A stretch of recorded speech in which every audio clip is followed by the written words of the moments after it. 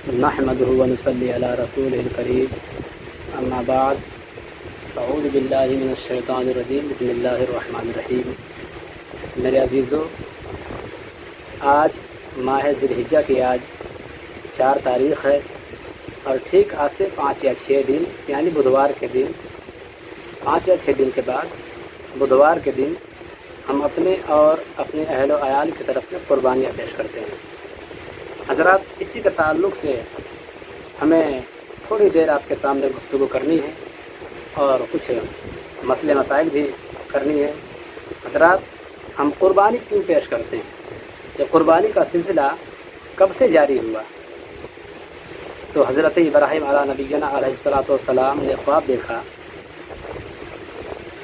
कि रब का हुक्म हो रहा है कि इब्राहीम, तुम मेरी बारगाह में सबसे अजीज़ चीज़ को, सबसे प्यारी चीज़ को मेरी राह में कुर्बान करो।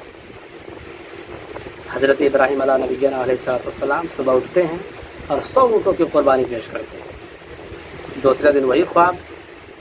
हज़रत इब्राहीम अला नबीना अलैहिस्सलाम फिर सुबह उठते हैं दूसरे दिन, फिर 100 ऊँटों की कुर्बानी पेश करते हैं। फिर हज़रत इब्राहीम अला नबीना अलैहिस्सलाम फिर तीसरे दिन ख्वाब में देखा कि अल्लाह का हुक्म हो रहा है, ऐ इब्राहीम, तुम मेरी बारगाह में सबसे ज़्यादा पसंदीदा, सबसे अजीज़ चीज़ को मेरी बारगाह में कुर्बानी पेश करो। तो हज़रत इब्राहीम अला नबीना अलैहिस्सलाम समझ जाते हैं, क्योंकि वो अल्लाह के खलील हैं, अल्लाह के दोस्त हैं, इसलिए वो समझ जाते हैं कि वो किस कुर्बानी का मुताला किया जा रहा है। हज़रत इब्राहीम अला नबीना अलैहिस्सलाम सुबह उठते हैं और अपने बीवी हाजरा से फरमाते हैं कि मेरे शरीक हयात, हज़रत इस्माइल को तैयार करा दो, क्योंकि दोस्त की दावत में जाना है। हज़रत हाजरा रज़ी अल्लाह ताला अन्हा बड़ी शौक़ से, बड़ी लाड प्यार से बच्चे को नहलाती हैं, हज़रत इस्माइल को नहलाती हैं। नहलाने के बाद उन्हें अच्छे से अच्छा कपड़ा पहनाती हैं, उसके बाद उन्हें दूल्हा बनाती हैं। जब दूल्हा बन जाते हैं हज़रत इस्माइल, तो हज़रत इब्राहीम अला नबीना अलैहिस्सलाम एक छुरी लेते हैं और एक रस्सी लेते हैं, लेकर हज़रत इस्माइल अला नबीना अलैहिस्सलाम को लेकर निकल पड़ते हैं। रास्ते में शैतान से मुलाकात होती है।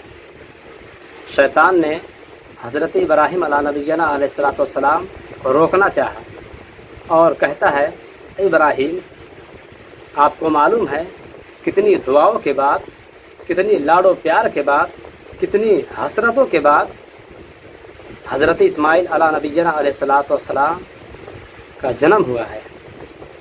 इब्राहीम, आप इसे कत्ल करने क्यों ले जा रहे हैं?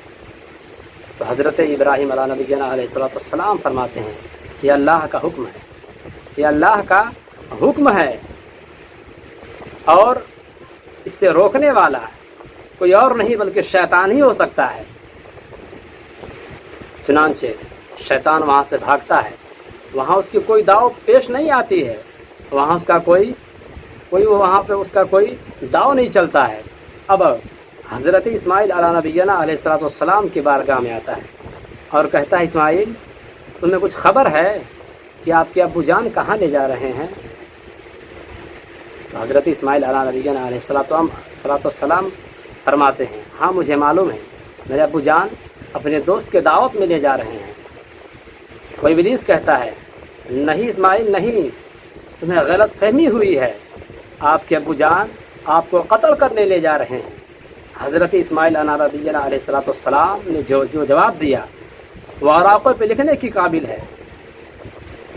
कसम खुदा के मुसलमानों, हज़रत इस्माइल अला नबीना अलैहिस्सलाम ने जो जवाब दिया और फरमाते हैं,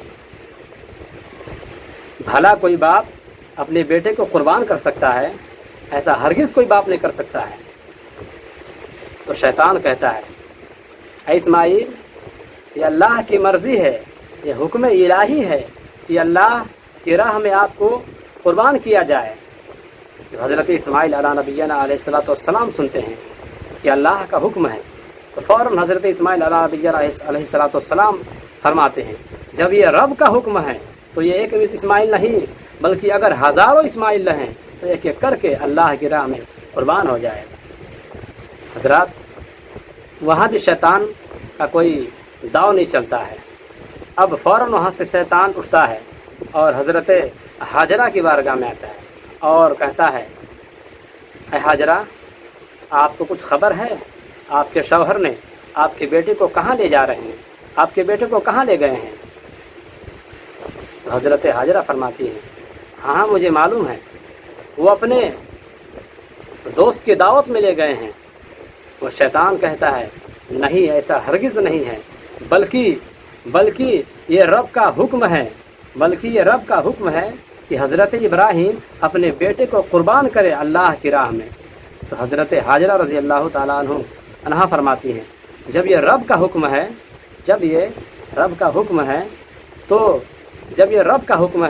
تو ایک اسماعیل نہیں، اگر اللہ رب العزت نے مجھے ایسے اگر ہزاروں اسماعیل دیا ہوتا میں سب کو ایک ایک کر کے اللہ کے راہ میں قربان کر دیتا۔ چنانچہ وہاں بھی شیطان کا کوئی داؤ نہیں چلتا ہے۔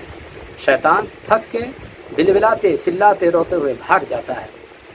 اب حضرت ابراہیم علیہ نبینا علیہ السلام اور ان کے بیٹے حضرت اسماعیل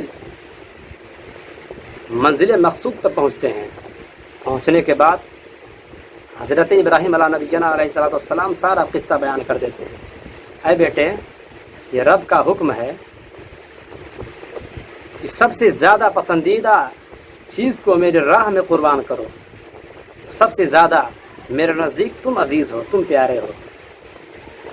جب سارا قصہ بیان کر دیتے ہیں تو حضرت اسماعیل علیہ السلام بھی اس پر راضی ہو جاتے ہیں اور کہتے ہیں ابا حضور، جب ایسا رب کا حکم ہے تو میں تیار ہوں، بالکل تیار ہوں۔ حضرت ابراہیم علیہ السلام بھی تیار ہو جاتے ہیں اور اپنے صاحبزادے کو حضرت اسماعیل کو زمین پہ لٹاتے ہیں۔ لٹانے کے بعد چھری اٹھاتے ہیں۔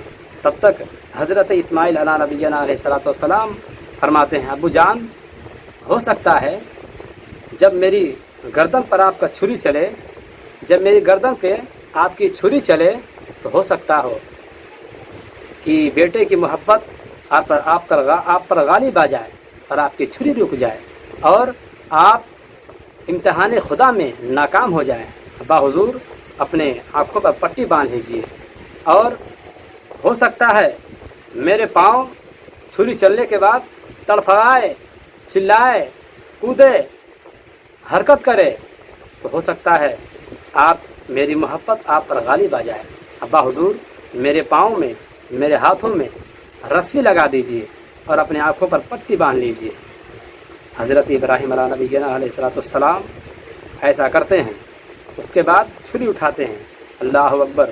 وہ چھری اتنی تیز تھی، اگر کسی پتھر پہ مار دیا جائے تو پتھر اس کی دھار سے دو ٹکڑا ہو جائے، وہ پتھر دو ٹکڑا ہو جائے۔ حضرت ابراہیم علیہ السلام چھری کو لیتے ہیں، اپنے بیٹے کے گردن پر رکھتے ہیں۔ اللہ اکبر! جب چھری چلاتے ہیں تو ایک بال بھی حضرت اسماعیل کا نہیں کٹتا ہے، کیونکہ رب کا حکم تھا اے چھری، اسماعیل کے گردن کو نہ کاٹنا، اے چھری، اسماعیل کے گردن کو کبھی کاٹنا مت۔ حضرت ابراہیم علیہ السلام بار بار کوشش کرتے ہیں لیکن ان کا گردن کٹتا نہیں ہے۔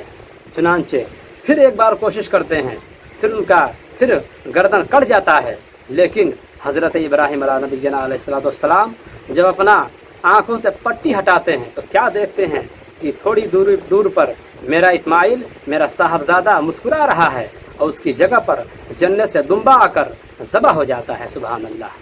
تو وہاں سے قربانی کا سلسلہ رائج ہو جاتا ہے۔